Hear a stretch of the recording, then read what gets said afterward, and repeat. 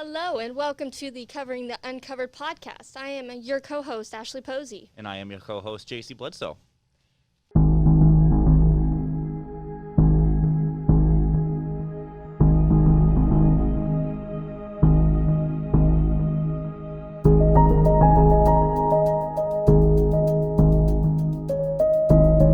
Today, we will be talking about the notorious MK Ultra projects that took place during the 1950s and 1960s. Yeah, I think now is a really good time to start talking about this, especially with the rising image of hallucinogens and psychedelics. Of course, with Colorado earlier this year passing their psilocybin law, allowing for the medicinal use of psilocybin and for mushroom treatment. And now Oregon, with this election, just got passed too. So, as more states are going to start jumping on this bandwagon, I think that the discussions about the stuff that goes into it and the kind of chemicals that come out of it needs to be discussed. Yeah, for sure. And then these MK Ultra files really only came out in the early 2000s. Like, we haven't really heard much about them. Well, it came out in a bunch of news reports after people were discovering that this was going on.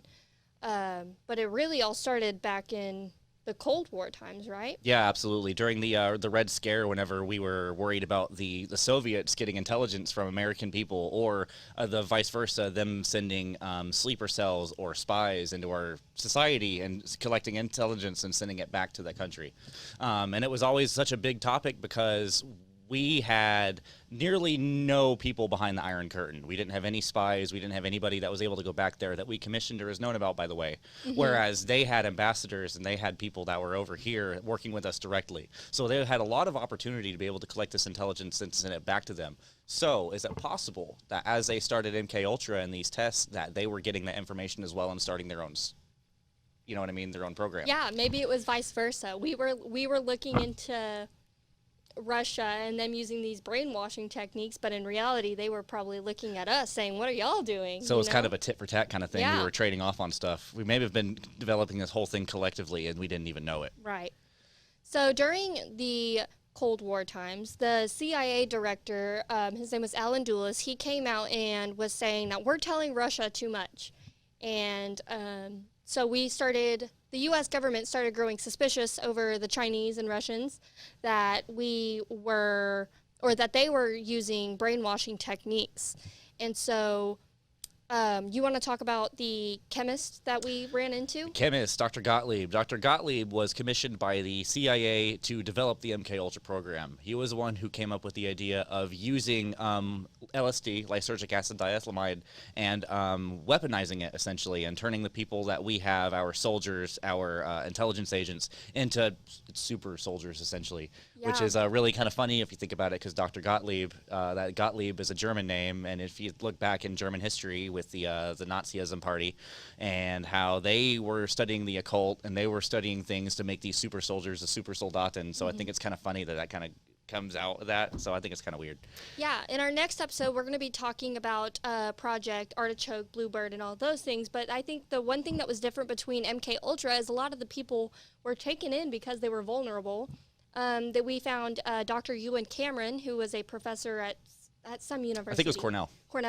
They were, taking in a bunch of college students who were suffering for depression and things. And we're like, hey, you should go see Dr. Ewan Cameron. And a lot of these people were being used as guinea pigs and didn't even know it. Oh, man. Yeah. And that was one of those things. This was before the APA, the American Psychological Association. So there technically didn't even need to be any validation or certification required to start these tests. So they were able to go in willy-nilly and just start testing on people and giving them acid, being like, hey, let's see what you do. So there have been, a few media surges that have come out of the MK Ultra projects. There were various news reports coming out saying I found one called the CIA has a new phone listing, and it was a phone listing for the Society of Human Ecology, and there was at all these different universities, and that's where they're thinking that a lot of these students, vulnerable people, and it was even military people, that they would use as experiments in MK Ultra. And I do know that whenever you swear that oath to join the military, you're essentially forfeiting your rights to the government. So your post could be these MK Ultra testing facilities and these experiments, and you just have to do it because that's your post. That's your rights now. You have to do that. So you can't really say, no, I don't want to do this.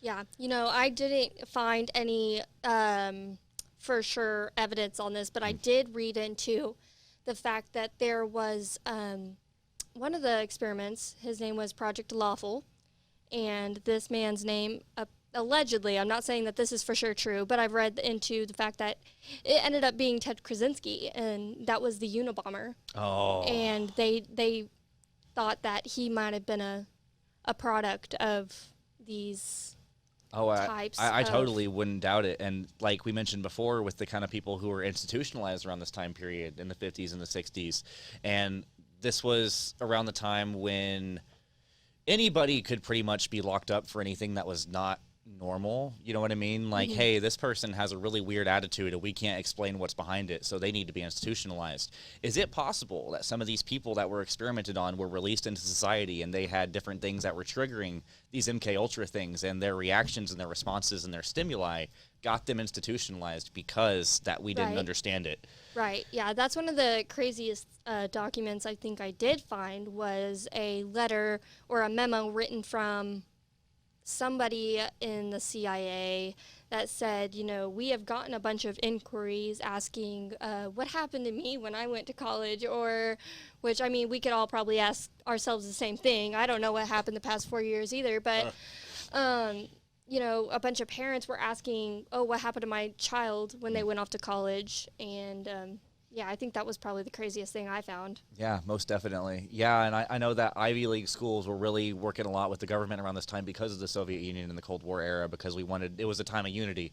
It was whenever, of course, it was anxiety and it was fear and it was skepticism of everybody within society. However, it was a time of unity and bringing people in and sharing that intelligence that we have with each other.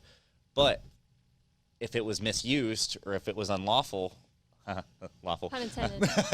Awful pun intended, but pun intended. Could we have started different experiments with these countries? Right. I don't know. Another crazy thing that I found was that all of the MK Ultra files were destroyed, but under what was his name again? Gottlieb. Dr. Gottlieb's. Under Dr. Gottlieb's instruction, all of the MK Ultra files were destroyed on the 31st of January, and I believe it was 75. Okay. So a lot of the stuff that was even recorded or anything like that, so, me saying, oh, there's no for sure evidence on Project Lawful, well, there's no for sure evidence on kind of any of it. Or maybe there was, because Dr. Gottlieb ordered the destruction of all these documents after it was completed, quote unquote. So now they're just saying, oh, well, we can't confirm or deny that it happened. Yeah, exactly. Which is, of course, a safe route for them to take, because if there was a situation where they were conducting these experiments and it went super awry and they lost somebody, or somebody went crazy and developed something or found something, which I'm sure that's not the furthest stretch in the world. Oh, I'm totally not sure.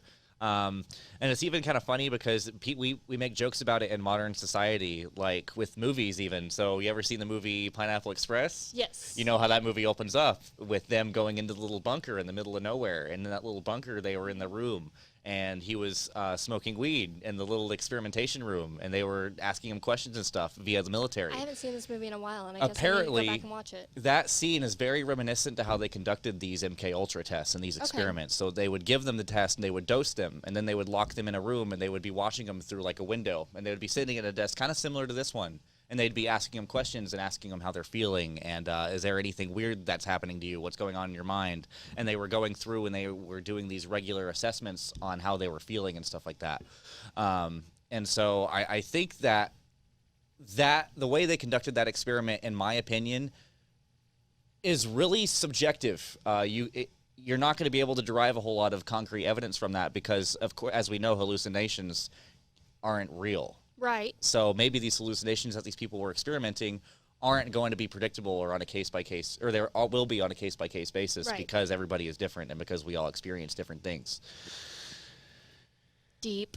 Well, I was going to say, going back on that, with The Men Who Stare at Goats, I think the beginning, just the intro of that movie is really funny because it's a title screen that says a lot of this movie is a lot more true than you'd want to believe. Most definitely. And I think that's kind of just, in summary, the whole process of this project. Yeah, and just so we refresh, The Men Who Stare at Goats was about reminiscent and looking into the MK Ultra tests, but it was talking about the soldiers who were trying to use their mind.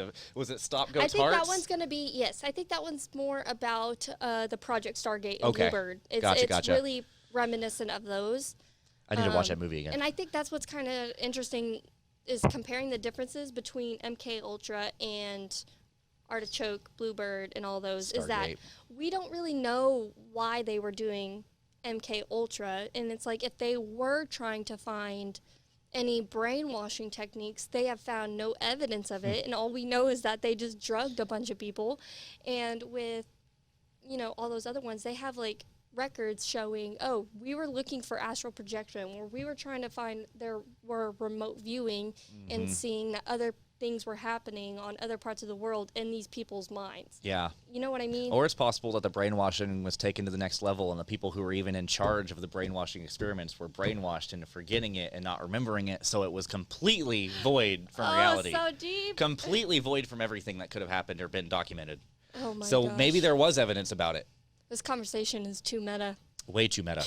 But that is the whole point with covering whole the thing uncovered is is we're discussing these things so that we could figure out and get to the root using the evidence we can find of where these conspiracy theories went or what happened. Yeah. And MK Ultra, like we said, is a good starting place for this. Yeah, for sure.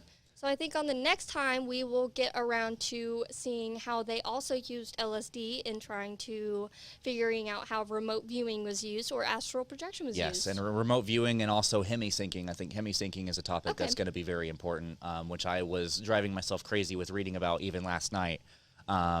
But hemi-syncing is something that's going to be a fun topic to bring up. So I'm excited for that one. All right, well, we'll talk to you next time. All right. Thanks for watching Covering the Uncovered. I'm Jacy Bledsoe. And I am Ashley Posey. We'll see you next time. Stay safe and don't be brainwashed. Be safe out there. And wear your mask. Wear those masks. So, in discussing MK Ultra, there was a very vital project that we kind of forgot about, and I think stands out among the others, so I'm really surprised we forgot about this one. We had to break out the laptop for this one just so we could verify real time for you guys that this is actually what it is. But I believe the name of it was Operation Midnight Climax? Yeah, so when we were just doing some final touches on the video and we just discovered this, it's called Operation Midnight Climax, and it was a little MK Ultra side project, if you will, which is kind of one of the ways that they brought people in. They employed prostitutes to take in unsuspecting men to CIA safe houses where drug experiments took place. From that point, when you get, if you get an agent into a private room and you get them drugged on something as strong as acid, there's no telling what could have happened with him after that. They could have been completely taken away from the rest of the world at that according point. to history.com, it says the CIA dosed the men with LSD and then, while at time drinking cocktails behind a two-way mirror, watched the drug effects on the men's behavior. Recording devices were installed in the prostitutes' rooms disguised as electrical outlets. I guess you could say they had a shocking time. But Heyo. But that's so crazy to me. I never would have thought that they would do something like that. yeah, I mean, it just goes to show the ways that, I mean, they were really out to get people at this time. They really, really, really were curious into what LSD did to people. It's not something that's going to potentially alter the brain in a state to where it could be controlled or reprogrammed, whereas acid can completely deconstruct and reconstruct the brain But that was matter. the whole purpose of these tests. That's why they were just trying to figure it out and see if they could brainwash people. Yeah. And because they were scared of other countries being able to do it first. We had to jump on it, of Yeah. course. We had to be first, just like in the space Might race. as well try it against our own people. Just like the space race. All right, well, we will be back next time to discuss Project Stargate, Project Bluebird, and Project Artichoke. Maybe jump into a little bit of that hemi-syncing like we discussed. I think that next time, we're going to get a little bit crazier every time we have these shows. We're going to get so crazy in here. So by the end of it, you're going to see like hat gone, hair crazy, my eyes wide. I may be experimented on based on who finds this. We will see. If But we end up missing, you know who did it. until then, I am Jacy Bledsoe. And I am Ashley Posey. And stay safe out there, guys. Wear a mask. Wear a mask. Have a good one.